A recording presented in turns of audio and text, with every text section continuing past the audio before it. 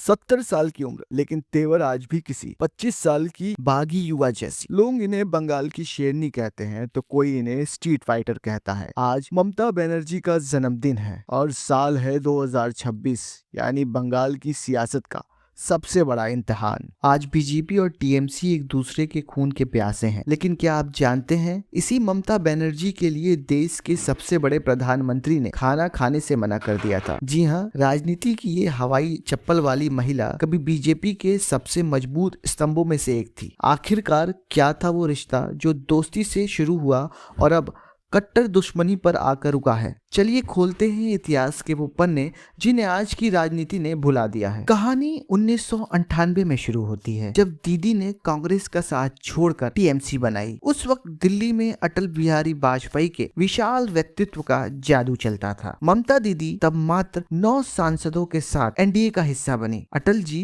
उन्हें अपनी छोटी बहन मानते थे और उन्हें तोहफे में मिला देश का सबसे बड़ा विभाग, रेल मंत्रालय। उस वक्त ममता बनर्जी और बीजेपी का रिश्ता किसी फेविकोल के जोड़े जैसा था। बंगाल की सड़कों पर दीदी कमल के साथ मिलकर लेफ्ट को उखाड़ने का सपना देखती थी। लेकिन कहते हैं ना, राजनीति में सब कुछ सीधा नहीं होता।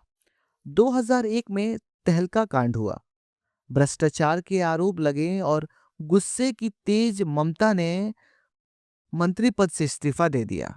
ममता गठबंधन छोड़कर जाने को तैयार थी, लेकिन यही आता है वो इमोशनल ट्विस्ट। अटल बिहारी वाजपेयी ने ममता को मनाने के लिए फोन किया, लेकिन दीदी तो दीदी हैं, दीदी अड़ी रही। तब अटल जी ने वो दांव खेला जो शायद ही किसी प्रधानमंत्री ने किसी मंत्री को मनाने के लिए खेला हो। अटल बिहारी वाजपेयी कहते हैं ममता से, ममता अगर तुमने मेरी बात नहीं मानी तो मैं आज से अन्न ग्रहण नहीं करूंगा। 3 घंटे बीत गए।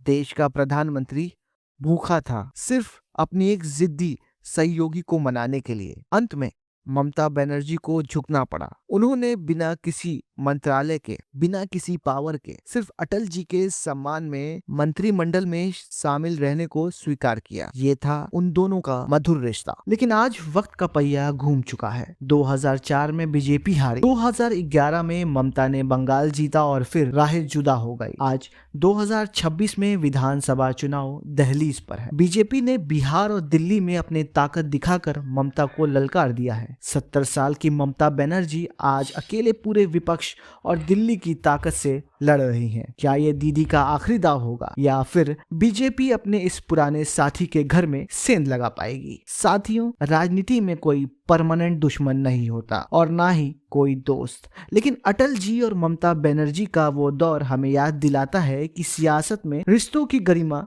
क्या होती थी। आपको क्या लगता है, क्या 2026 में दीदी बंगाल बचा पाएंगी या फिर इस बार बीजेपी का कमल खिलेगा? अपनी राय कमेंट बॉक्स में जरूर बताएं। और हाँ, अगर आप ममता दीदी के जन्मदिन पर उन्हें विश करना चाहते हैं तो नीचे कमेंट में लिख सकते हैं।